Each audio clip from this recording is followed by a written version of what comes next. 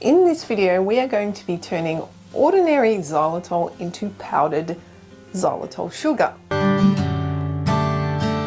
When you turn the granulated xylitol into powdered xylitol sugar, you can use it as a replacement for cane sugar in any recipe that you like. Just letting you know that xylitol is toxic for dogs, so make sure you keep it right away from them. If you're going to use it in the home, just be prepared and be cautious if you are using it with pets around.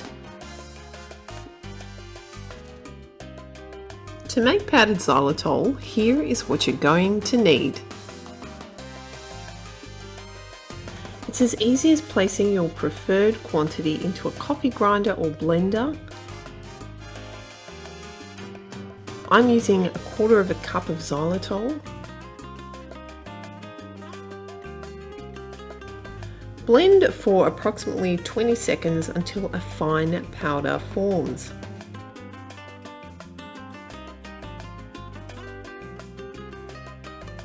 So it's really easy to make powdered xylitol. Doesn't matter what quantity you have. I use a coffee grinder because you can put a small quantity in there and use that as you go if you don't want to make a large batch.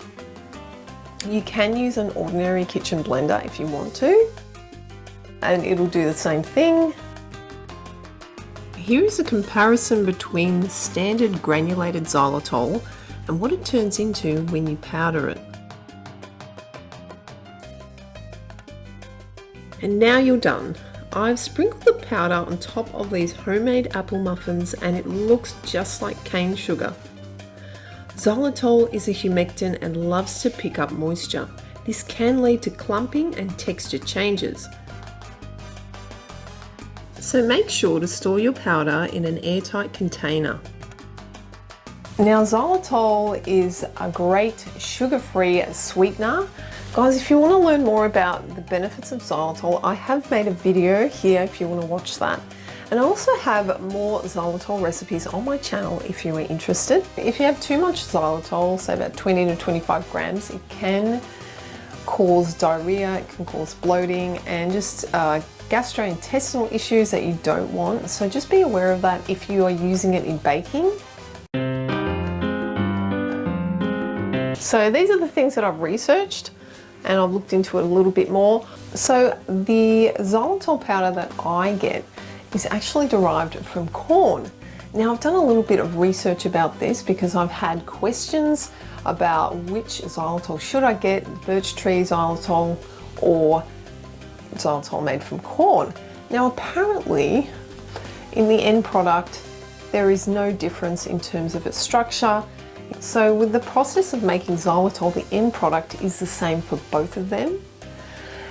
For people who are allergic to corn, it actually shouldn't be an issue with the corn-derived xylitol because it uses the cobs, not the corn itself. Apparently the xylitol that is derived from corn is a lot cheaper to manufacture than the birch tree xylitol, and hence that's why it's cheaper to buy that. So the main thing to look out for if you're buying xylitol is that it says non-GMO on the package. You might want to check for reviews and see what other people say about the product. The one that I buy is from eBay and I find it to be very good and quite a good price. Have you found any differences between the birch and the corn-derived xylitol? Let me know in the comments below. The xylitol powder dissolves and incorporates into recipes a lot better than the granulated xylitol.